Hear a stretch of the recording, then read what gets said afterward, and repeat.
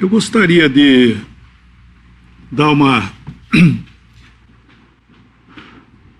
Nem lembro, foi no início desse mês, nós estávamos falando sobre o Evangelho aqui, quer dizer, eu estava aqui falando, e eu gostaria de dar uma continuada no pensamento e ler um versículo no Evangelho de João,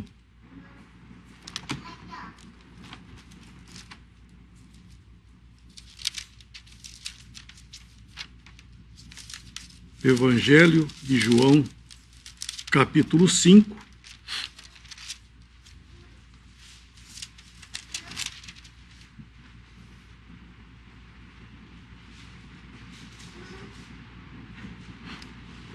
Evangelho de João 5, capítulo 5, versículos 17 e o 18. E Jesus lhe respondeu: meu pai trabalha até agora e eu trabalho também. Por isso, pois, os judeus ainda mais procuravam matá-lo, porque não só quebrantava o sábado, mas também dizia que Deus era seu próprio pai, fazendo-se igual a Deus. Nós tínhamos falado um pouco no final da última pregação sobre os privilégios de ser um cristão, de poder crer nesse evangelho da salvação que é em Cristo Jesus. O que essa verdade sobre o evangelho de Cristo, da simples palavra de crer no Senhor Jesus e ser salvo, esse simples fato, o que ela faz com uma pessoa, nós estávamos falando, esse privilégio muito grande. Então, começando por esses versículos, continuando aquilo que nós tínhamos falado, no início do mês, eu não lembro que dia foi, acho que foi dia 7, por aí, né? Então, aqui nós estamos encontrando algo sobre o Senhor Jesus. Os fariseus, as autoridades religiosas da época do Senhor, eles estavam perseguindo, querendo matar o Senhor, porque ele quebrantava, ele violava o sábado, né? Mas só que, na realidade, ele não fazia isso em desobediência, porque o Senhor Jesus jamais fez algo em desobediência, né? E ele sempre foi perfeito. Nós falamos um pouco da perfeição do Senhor Jesus aqui. Ele não havia nada nele que pudesse fazer algo até internamente que viesse a macular Deus de alguma forma. Ele era perfeito, um homem perfeito em todos os sentidos da palavra, e muitos, até inclusive nesse próprio evangelho, só aproveitando o espaço, que alguém me falou esses dias atrás, no capítulo 2, quando nas bodas faltou vinho, né? Faltou vinho, e daí a mãe do Senhor foi falar para ele: eles não têm mais vinho. E ele diz: mulher, que tenho eu contigo? Ainda não é chegada a minha hora. E depois ele vai e faz aquele milagre maravilhoso, né, de transformar aqueles potes de água, da qual ele falou: enchei os potes. Encheram todos os potes, e ele transformou aquela água em vinho, num vinho excelente, né? Do qual o mestre falou assim: puxa vida, nas festas normalmente ele serve o bom vinho, depois que todo mundo já tomou uns pouco mais, daí esse erva inferior, daí nem nota mais, né? E aqui você fez ao contrário, falou, né, para o cerimonialista lá. Por quê? Porque era o Senhor que fez. Realmente, inclusive, isso é uma figura maravilhosa, que a água nos fala da palavra de Deus, né? Isso, vamos dizer assim, isso é a responsabilidade nossa de preencher esse vaso que somos nós aqui, qualquer um de vocês, preencher esse vaso com essa água aqui, ó. Toma o quanto você puder, enche ela. E o Senhor Jesus vai fazer um milagre de transformar isso aqui em alegria. Que o vinho nos fala da alegria. Então, é o poder do Senhor Jesus transformar essa leitura que nós estamos fazendo aqui da palavra de Deus e nas suas casas, nossas casas. Lê a palavra de Deus, que o Senhor vai transformar isso em alegria para o seu coração. Creia nisso, porque é uma verdade. Mas eu estava falando porque... Ah, sim. Daí, quando Maria foi falar, eles não têm mais vinho, quando o Senhor respondeu para ela, mulher que tenho contigo, ainda não é chegada a minha hora, por favor, gente, isso ele não estava respondendo grosseiramente, não. Ele estava, ó, mulher, sai daí, você não tem nada a ver com isso. Por favor, jamais. Né? Porque na lei, inclusive, está escrito, honra teu pai e tua mãe. Né? O Senhor jamais desonraria o pai e a mãe. Esse termo que ele usou, por isso que pega aqui, joga para o português e chuta, né? Aqui, pelo contrário, essa palavra, mulher que tenho contigo, era respeitoso. Não era algo, porque senão o Senhor estaria quebrantando a lei, né? Estaria ofendendo Deus no sentido pela lei. Né? Então, voltando aqui no nosso capítulo, o Senhor jamais fez algo desonrando Deus. Então, no caso que eles estavam bravos com o Senhor estava mostrando que o farisaísmo, que a religiosidade que eles estavam guardando o sábado, eles estavam permitindo que o mal acontecesse no sábado e guardando o sábado.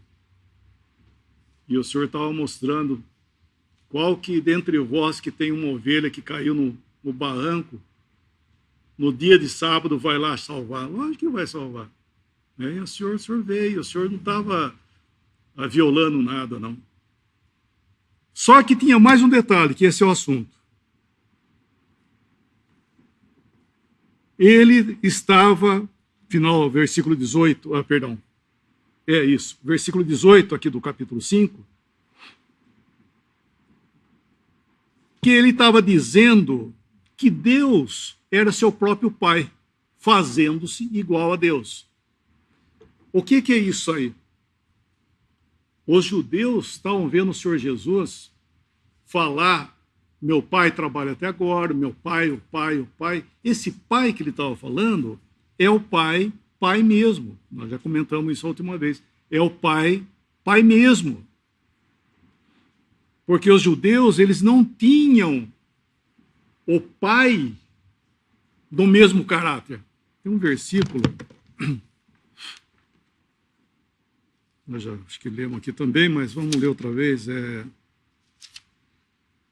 Isso, Malaquias, o último livro, Malaquias.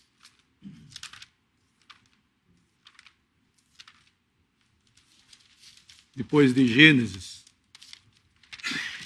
É o livro antes de Mateus, é o último livro do Velho Testamento. É o último livro do Velho Testamento, capítulo 2. Lembrar, gente, que o Velho Testamento, a maior parte, trata com Israel, com os judeus. Capítulo 2 de Malaquias, versículo 10.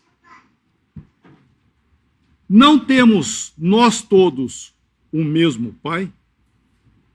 Não nos criou o mesmo Deus?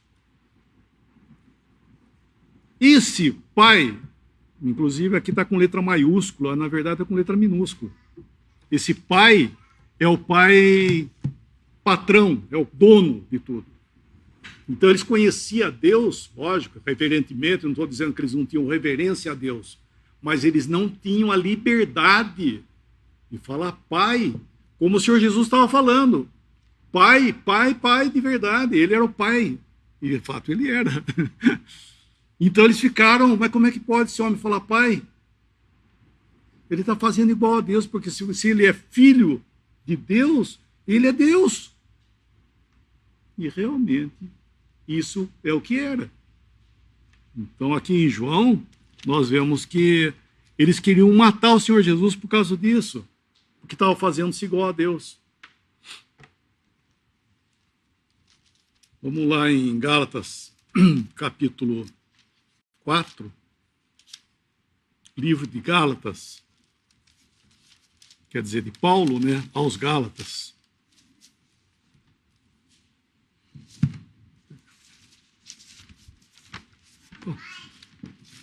Gálatas 4, versículo 5.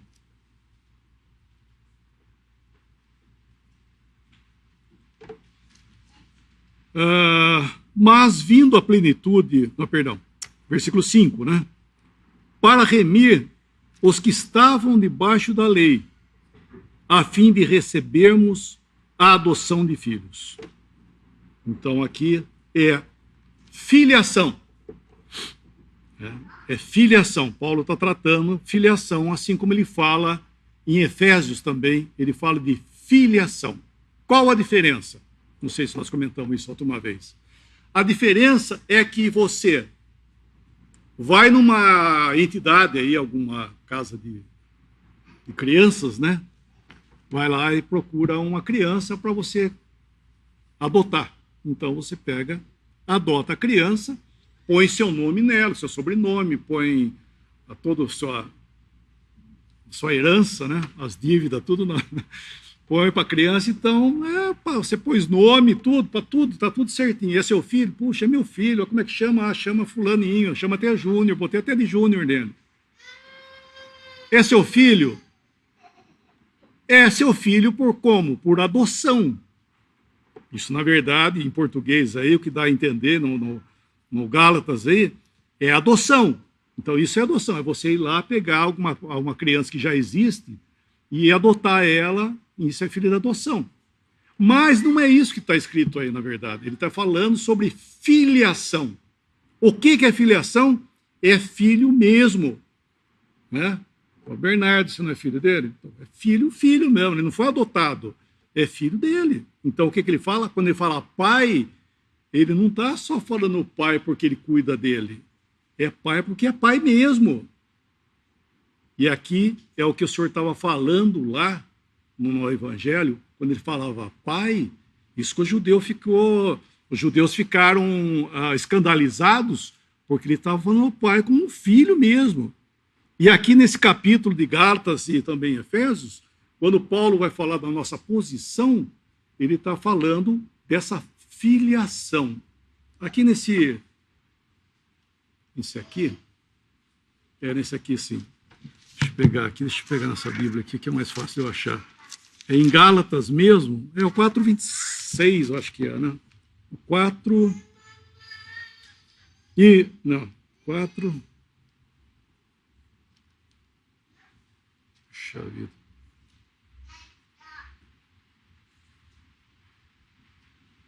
O 28. Gálatas 4:28. Mas nós, irmãos, somos filhos da promessa. Não é esse não.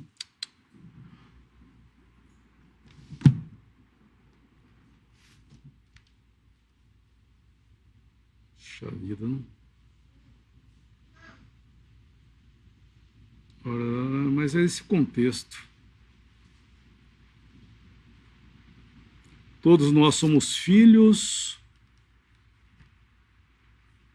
É o 3:26, né? Isso, é o 3:26. Estava achando que estava no 4, né? No 3. 3:26, perdão. Porque todos sois filhos de Deus pela fé em Jesus Cristo. Filhos de Deus, filho.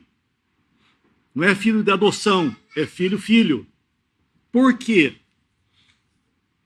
O Senhor Jesus, ele fez uma obra na cruz do Calvário, como aqui sempre é falado, esse é o assunto, né? Que o Senhor Jesus, ele veio a esse mundo para dar a sua vida aqui por pecadores. Ou, na realidade, ele morreu por todos, né? A palavra diz que morreu por todos.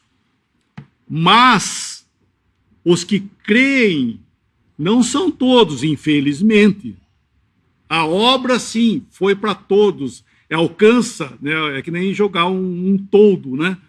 Jogar o todo, ele estende a todos, mas nem todos aceitaram essa salvação, infelizmente, têm aceitado. Mas os que creem, os que aceitam essa verdade, eles são feitos o quê? Filhos de Deus. Por quê? Pela fé em Cristo Jesus, que ele veio dar a sua vida por nós. Nós, ou você, né, qualquer um de nós, impossibilitados de salvação. Até eu citei aqui a última vez o caso lá da casa de Simão, que o Senhor Jesus foi lá, que aquela pecadora foi aos pés dele, chorando, e daí ele citou, por causa de Simão ter julgado ele, aquela mulher que foi aos pés dele era uma pecadora da cidade. Foi lá e ficou chorando aos pés dele, enxugando com os cabelos. Falou no seu coração, se esse homem fosse profeta, ele bem ia saber quem está aos pés dele, porque é uma pecadora. E o Senhor falou, Simão, tenho alguma coisa para você, dizer para você. Diz, mestre. Um homem tinha 2 devedores. Um devia 500 e outro devia 50. Não tendo os 2 com que pagar, perdoou a ambos. Quem você acha que vai amar mais? Ele diz, suponho que aquele que mais perdoou. Daí ele fala da mulher em comparação com ele. Ou seja, existe na ideia humana, isso é qualquer um, achar que você é melhor do que o outro. E por você ser melhor que o outro precisa de Deus. E você nem tanto. É o que ele estava falando. Essa mulher que está aos pés dele, isso é pecadora. E o Senhor falou isso. Um devia 50, um devedor devia 50 e o outro devia 500. Ou seja, você deve 50. E ela deve 500, porque realmente é uma pecadora da cidade. Mas não tendo os 2 com que pagar. Então, esse é o ponto. Não é o quanto você está devendo. É o que você pode pagar ou não. Não podemos pagar. Nem que... O senhor falou no 50, né? 50 e 500. O senhor podia falar 1 denário. Tem com que pagar? Não tem, então deve igual. É devedor igual, não tem com que pagar. Esse é o ponto. O senhor não estava mostrando a quantidade, ele estava falando apenas que não tendo os 2 com que pagar. Então nós devemos entender que nós não conseguimos cobrir essa dívida com respeito aos nossos pecados. Ainda que você pense que você não é eu não sou tão mal assim. Mas o que você deve, o pouco, se é que você pensa que é pouco, né? O pouco que você acha que você deve, você não tem como pagar. Nós não temos como pagar. Porque se você pudesse, olha, pensa bem, se você pudesse pagar aquilo que você deve para Deus, então realmente o Senhor Jesus morreu em vão. Né? Então o Senhor Jesus morreu em vão. O Senhor Jesus morreu só para quem precisa. Isso está errado. Isso está errado. Todos nós precisamos de salvação, porque todos nós somos pecadores. Sempre se usa, né, a figura de uma árvore. Você pega um limoeiro, tem limoeiro na sua chácara? Não. Pega um limoeiro, você planta o limoeiro, até desse tamanho, pegou na semente, plantou, daí começa a crescer, uma arvorezinha assim. O que é isso aí? Lógico que você vai falar, isso é um limoeiro. Mas cadê limão? Cadê o limão? Espera aí que você vai ver o que vai dar. vai dar limão, não é verdade? O Senhor usou essa figura, inclusive, no tratamento nos evangelhos, que a árvore ela vai dar o fruto dela. Então, se é um limoeiro, ele vai dar o quê? Ele vai dar limão. Por quê? Só espera o tempo. Dá o tempo, você vai ver o que vai dar. Não vai dar outra coisa. O limoeiro não vai dar manga. Então, assim é o pecador. Não importa se aparentemente ele tem alguma coisa exposta, não tem nada. Mas o que ele é? Ele é um pecador. E assim é o limoeiro. O limoeiro, ele é o limoeiro. Né? Usando um limoeiro. Né? E assim nós somos pecadores. Porque nós não somos pecadores porque nós pecamos. Nós pecamos porque somos pecadores. Né? Então, eu estou falando do limoeiro, ele em si só ele é limoeiro. Ah, deu limão. Ah, agora ele tornou limoeiro? Não, ele já era o limoeiro, ele deu limão, porque é o que ele vai dar. E assim é o pecador. Ele vai produzir pecado porque ele é aquilo. Não que ele vai se tornar, na hora que ele pecou, agora ele se tornou um pecador. Não, está errado. E assim muitos pensam isso, por ter uma vida aparentemente mais adequada e etc e tal. E muitos, infelizmente, se detêm lá no Velho Testamento e pega a lei como base de regra de vida, coisa e tal. Tudo bem. Né? Inclusive está escrito, amarás o teu próximo como a ti mesmo, e etc e tal, e aquele... Certo, tudo bem. Mas isso aí, a lei, era o quê? O homem fazer nada mais do que a obrigação dele. Tá? A lei, a seta da lei, não era para cima. A seta da lei era assim, ó. Era para o homem aqui nesse mundo. Muitos pensam que a lei salva. Muitos não pensam que a lei, eu vou cumprir a lei porque a lei vai salvar. Não vai, ainda que, coisa que ninguém conseguiu fazer isso, ainda que alguém conseguisse cumprir todos os mandamentos da lei, sabe o que ia acontecer com ele? Ia viver aqui. Ia continuar vivendo aqui. Porque a lei, o que ela prometia? Aquele que cumprir seus mandamentos, por ela viverá. Era simplesmente isso que a lei fazia. E nem isso o homem conseguia. E esse é o ponto, por exemplo, que é confundido nos evangelhos. Por exemplo, aquele que é chamado de jovem rico, né? Não sei se ele era jovem, mas aquele que foi lá com o Senhor, aquele jovem rico, isso é Lucas, né? Tem Marcos, tem Mateus também. Ele chegou para o Senhor e falou assim: bom mestre, que tenho que fazer para ter a vida eterna? Você, qualquer um, já podia pensar, falar, bom, eu acho que o Senhor tem que responder assim, ó, eu sou a vida eterna, não é isso? Porque se eu pergunto, se alguém perguntar para mim, ô Lemão, o que eu tenho que fazer para ter vida eterna? Crê no Senhor Jesus e terás vida eterna, porque o Senhor prometeu que quem crê em mim tem vida eterna. Então, essa seria a minha resposta. Só que lá nos evangelhos, nos 3 primeiros evangelhos, quando se vão ao Senhor, que esse não foi a única pessoa que foi ter com o Senhor, quando ele perguntou, bom mestre, que tenho que fazer para ter vida eterna? O Senhor Jesus falou o que para ele? Sabe os mandamentos. Não matarás, não adulterarás, não furtarás. Ele fala 5 mandamentos para ele. O Senhor fala para ele. Ele fala, mas tudo isso tenho observado desde a minha mocidade, tal, e o Senhor vai tratando com ele.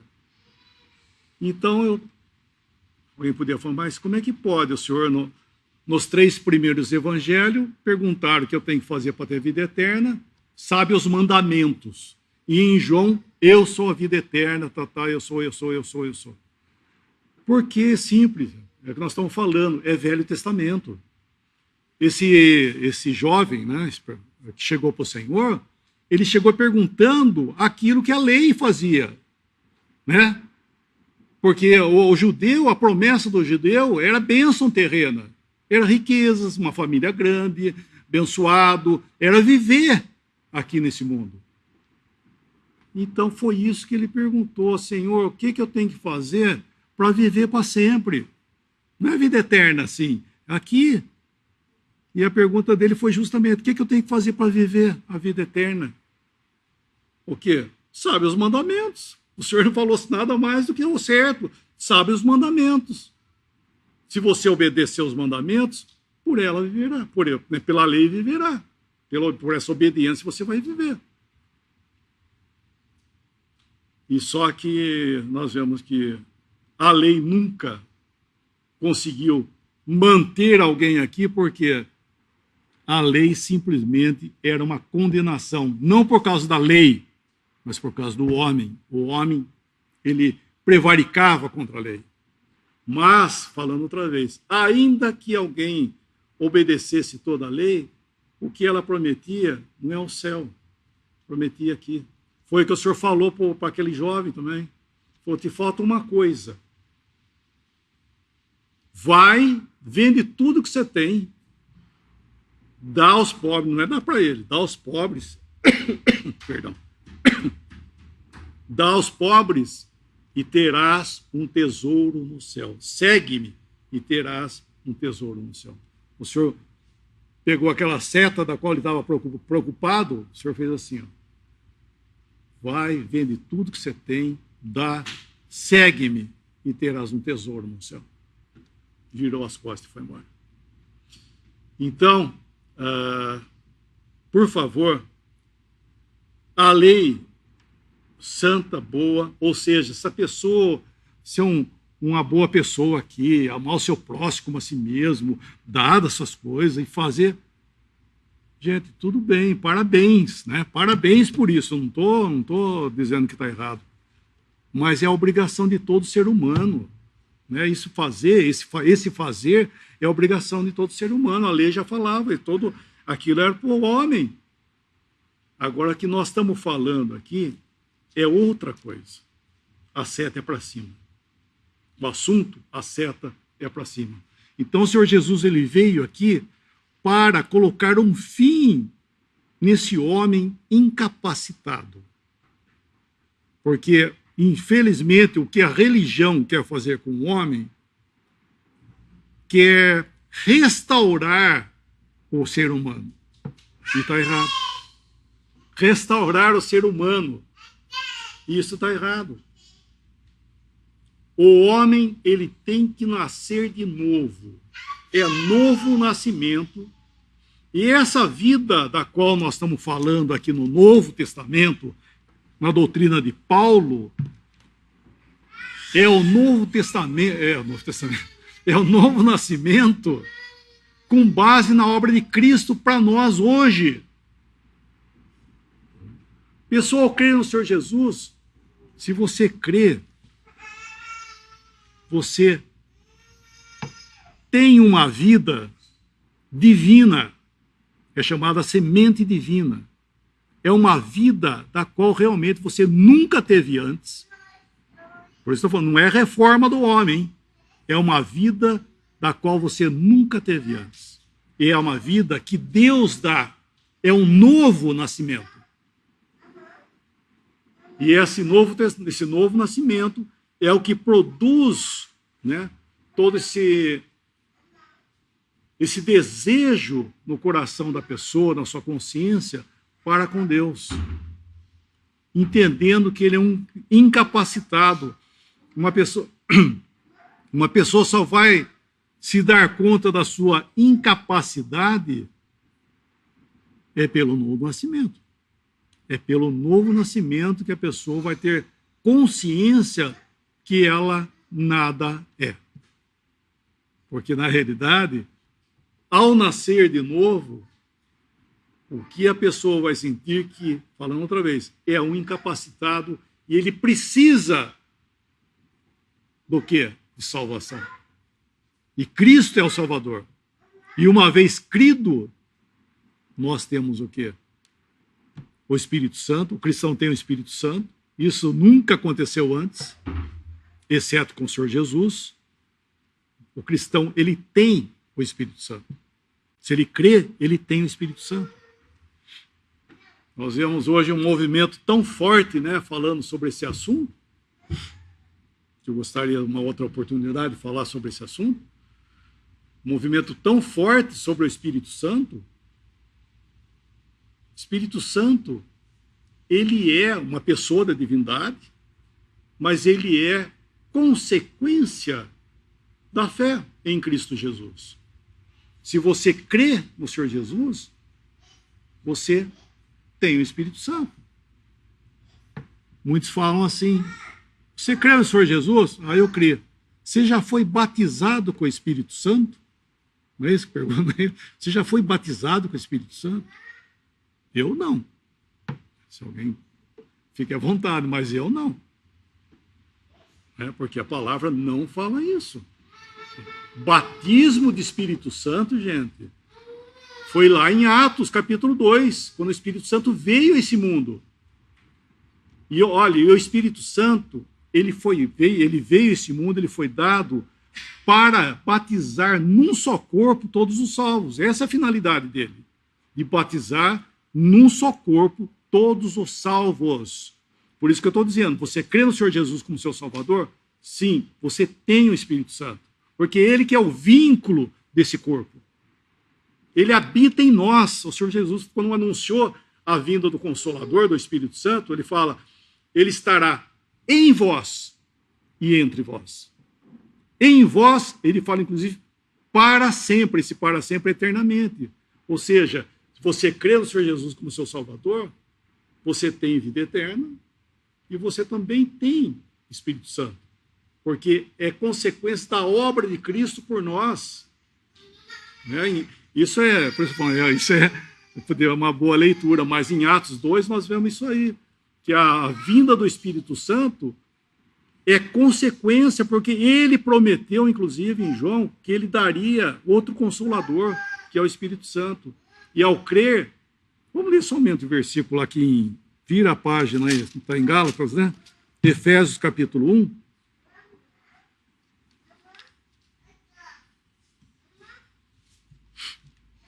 Efésios 1, versículo 13 e o 14.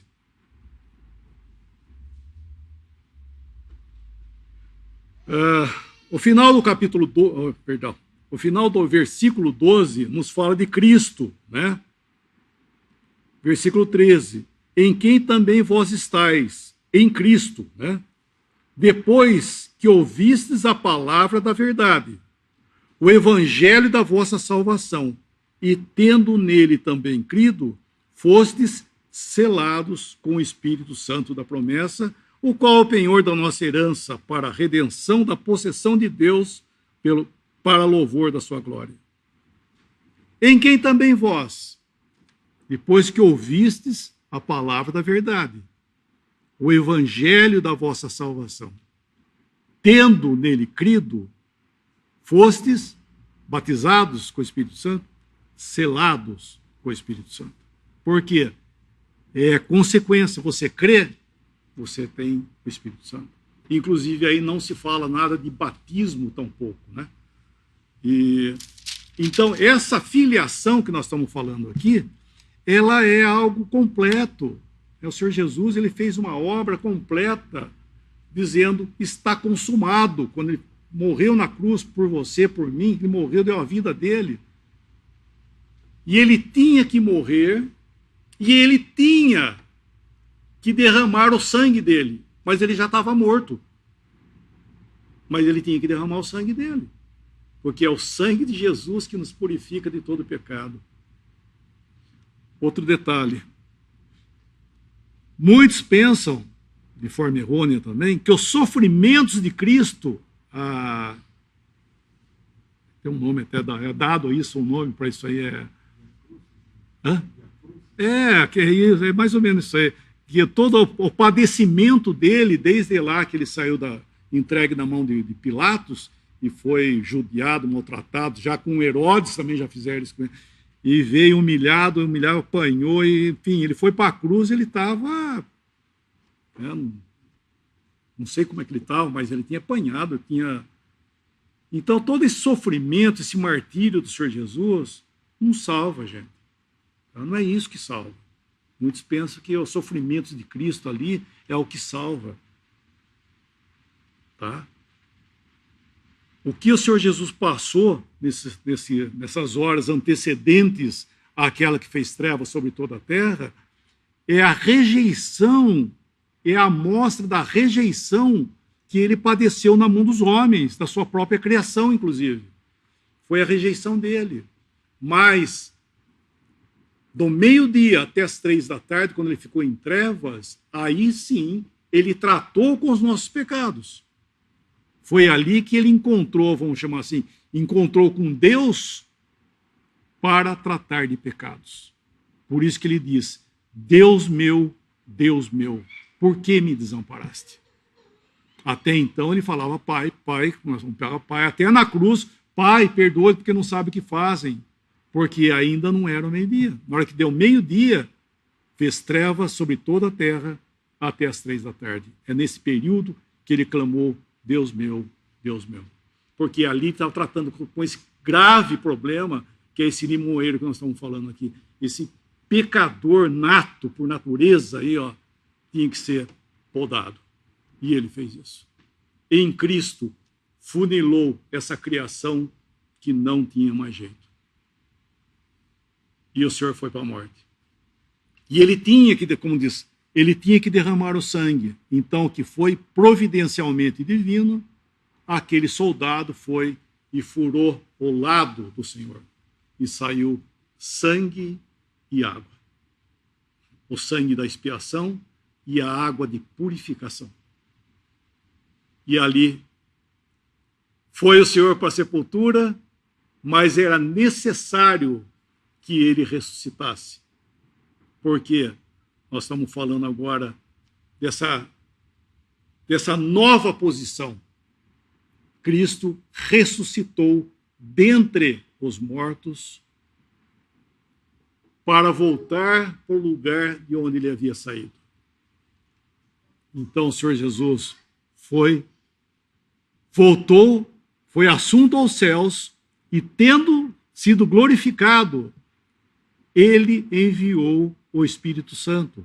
Isso que Pedro prega lá em Atos 2, inclusive, falando do assunto lá, ele fala que, sendo exaltado à destra de Deus, tendo recebido do Pai a promessa do Espírito Santo, que ele recebeu, derramou isso que vós vedes e ouvis. Ou seja, o Espírito Santo veio como consequência da obra de Cristo por nós. Então, a obra de Cristo é desculpa eu falar assim, é um pacote completo. A obra de Cristo não ficou nada para você fazer. Falando outra vez, porque se tivesse sobrado alguma coisa para eu fazer, então eu estou perdido. Porque não tem jeito. Então, tem que haver novo nascimento. É uma obra completa da qual ele faz e nos capacita a todas as coisas para ele mesmo. Então, esse filho aqui, voltando a falar do filho, é o filho do qual você tem o privilégio, aquele que crê, falar pai, né? Acho que eu já disse isso, mas falar outra vez. Muitos não têm noção, né? Muitos falam, Deus nosso Pai, não tem noção do que está falando. O que realmente é Deus nosso Pai, é o Pai de nosso Senhor Jesus Cristo, o qual ele mesmo disse para Maria Madalena, vai e dize aos meus irmãos que eu subo para o meu Pai e vosso Pai. E é isso que Paulo está falando aqui, é filiação, é o Pai de nosso Senhor Jesus Cristo. Nós somos filhos, todos vós, salvos, sois filhos de Deus pela fé em Jesus Cristo.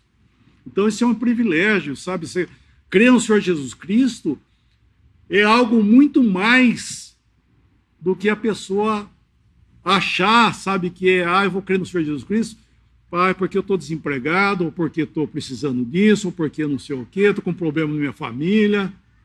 Gente, eu não vou dizer que o Senhor não vai resolver seu problema, não, que ele vai. Mas não é eu. O Senhor Jesus não veio para morrer para te dar um emprego melhor. Ele veio morrer para te dar vida eterna, dar salvação. Porque essa vida aqui, olha, é nada perto da sua eternidade. E esse é o assunto que o Senhor veio. O Senhor veio tratar com algo da eternidade. Por isso que ele ressuscitou dentre os mortos, para ser cabeça dessa nova ordem de coisas. Então, se você crê, você está em Cristo. Se alguém está em Cristo, é nova criação.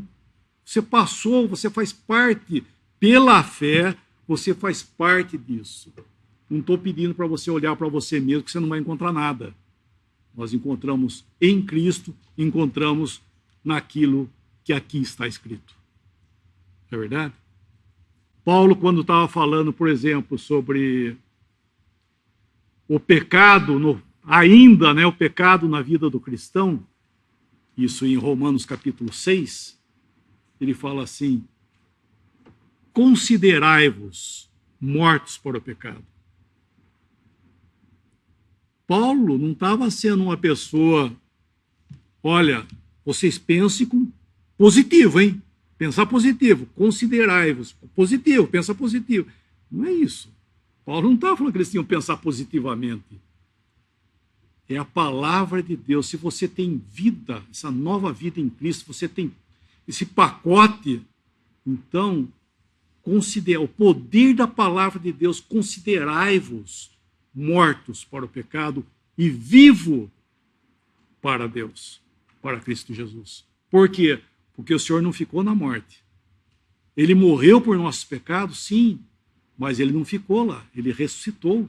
Então, se ele ressuscitou, eu posso andar aqui em novidade de vida, porque a palavra nos garante isso. Considerai-vos. É crer no que está escrito aqui, ó. Por isso que é fé. Nós estamos falando de Cristo ter morrido por nós 2000 anos, né?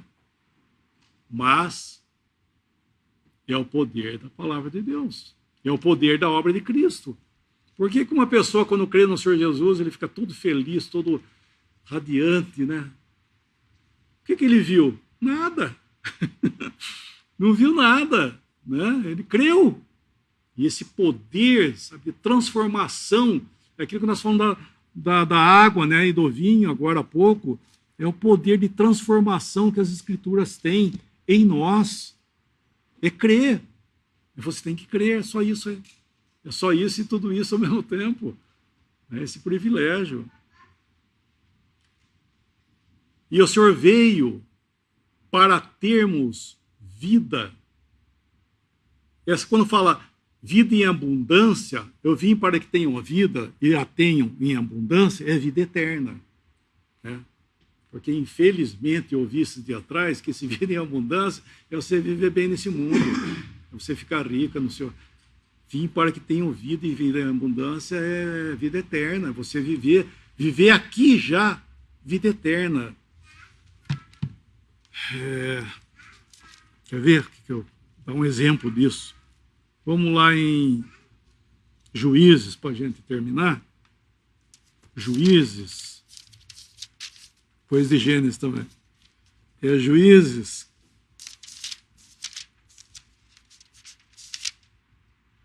seis, né? Juízes.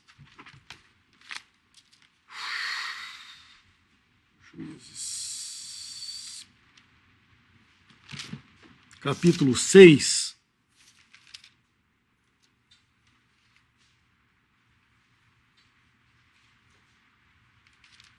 Isso, é isso mesmo. Juízes, capítulo 6.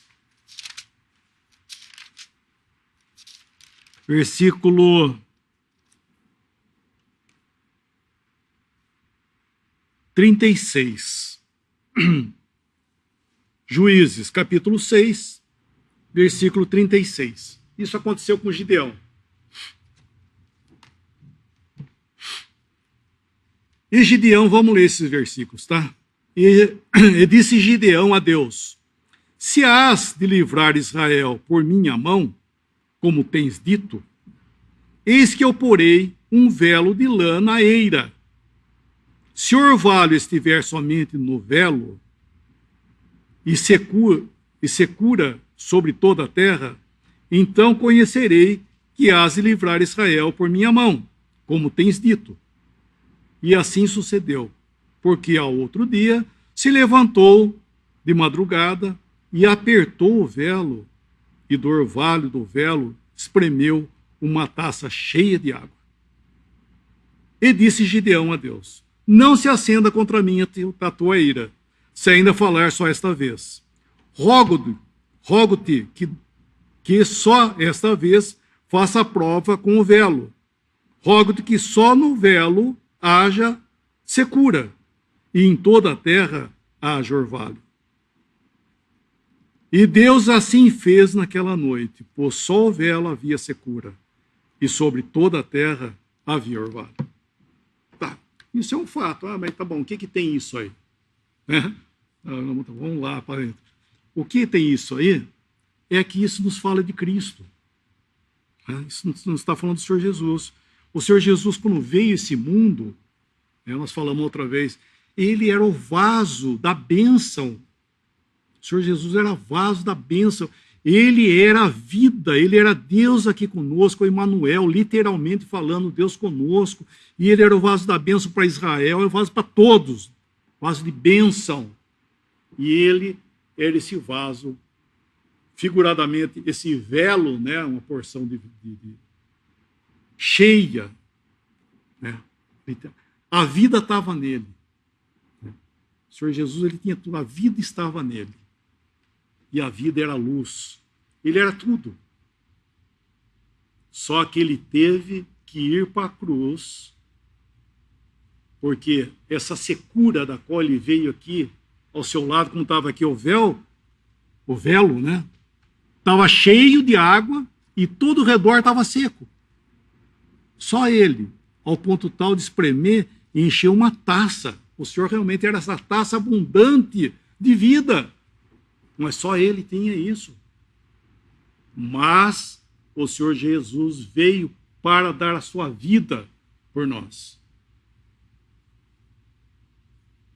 E quando ele deu a sua vida, essa obra que nós estamos falando, que ele deu a sua vida, ele ressuscitou, ele deu todas as coisas, ele padeceu porque ele ficou seco. Ele passou por essa secura, ele passou pelo abandono de Deus, o juízo de Deus, o justo juízo de Deus que eu merecia, que você, cada um, caiu sobre ele. Ele ficou esse homem seco lá, sem Deus, desamparado. Para quê? Para que aquela taça de bênção fosse jogada ao redor. Então, gente, existe vida eterna, existe bênção aqui ainda desse mundo do qual outrora estava seco. As pessoas não têm noção a bênção que existe isso hoje por causa da obra de Cristo, esse orvalho caindo e agora molhando, podendo molhar todos nós. Essa é a obra de Cristo, porque ele passou pela secura por nós, para que todos pudessem ser plenamente abençoados. E isso é por fé. Crê no Senhor Jesus, que você vai ter vida eterna. Essa é a promessa, a vida eterna, essa taça cheia para cada um de nós. Assim, abundantemente. Eu vim para que tenham vida e tenham vida em abundância. Podemos dar graça? Senhor Jesus, nós queremos agradecer a Ti, Senhor, por teres vindo a esse mundo, ter dado a sua vida, padecer ali algo que nós não podemos ver. Inclusive, essas horas foram de trevas para Ti, padecendo o justo juízo de Deus que nós merecíamos. E agradecemos, Senhor, que Tu fizeste essa obra de forma completa, deixando somente para nós esse rastro de bênção para nós. Obrigado, Senhor, por toda a grandeza de Tua obra por nós, essa vida eterna hoje sendo anunciada a cada pecador. Pedimos que muitos que têm ouvido possam crer enquanto há tempo. Sabemos que esse tempo findará, e nós assim rogamos por cada um. Assim como também agradecemos nosso Deus e nosso Pai por esse grande privilégio de poder levantar a voz e clamar: Pai, pelos méritos de Cristo. E pedimos que nos despeça em paz, agradecidos mais uma vez por mais um dia da Tua misericórdia nesse mundo. E assim nós nos encomendamos esse nome tão precioso de nosso suficiente Salvador, nosso Senhor Jesus. Amém.